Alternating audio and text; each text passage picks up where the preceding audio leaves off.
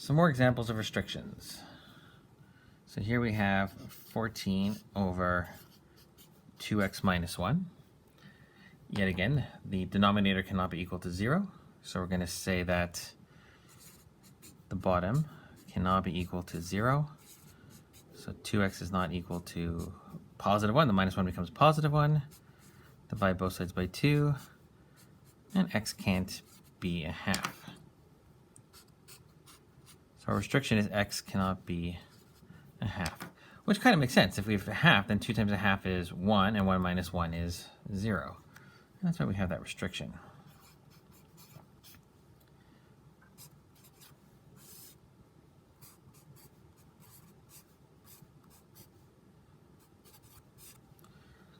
Okay, so here, now we're going to quadratics actually. So the bottom can't be equal to 0. So x minus 2 times x minus 3 cannot be equal to 0. And if we have something times something is equal to 0, I mean, it's a not equals there, but it's the same idea, then we know that either x minus 2 cannot be 0, or x minus 3 cannot be 0. So what we have is x is not equal to 2, or x is not equal to 3. And the way we write the answer there is actually we say x is not equal to 2, 3. And that's the way you write it. So x is not equal to 2 or 3. And it's not a point, so it's not a bracket. It's a list of values that x cannot be.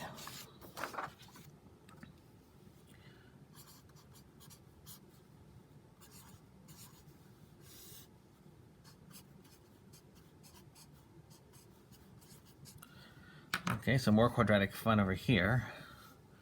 So we know that the bottom cannot be equal to 0. So x squared plus 4x minus 21 is not equal to 0. And we're going to factor this. And what does this factor into? It has to multiply to this and add up to this. You may or may not recall that. It has to multiply to this and add up to this. And that's going to be so x plus 7 times x minus 3 cannot be 0. Something times something is not equal to 0. X plus 7 is not equal to 0. X minus 3 is not equal to 0. So x is not equal to negative 7, and x is not equal to 3.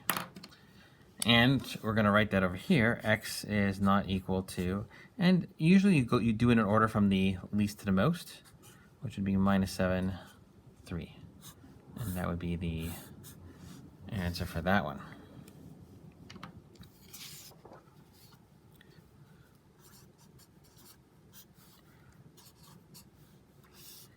These numbers on top don't really do anything, right? X squared plus 11x. Still not for this example. So we have the bottom. We know that the bottom cannot be equal to 0, because that would make a problem. And we're going to common factor here. Common factor on x. X plus 11 is not equal to 0. So something times something is not equal to 0. So what we get is x is not equal to 0, or x plus 11 is not equal to 0. And that means x is not equal to minus 11. And it makes sense, right? So if it was 0, it would be 0 plus 0, because 11 times 0 is 0, which is over 0. If it was minus 11, we would have 121 plus negative 121, which would give us 0. But in this case, either way, x is not equal to minus 11 or 0, in order from lowest to the highest.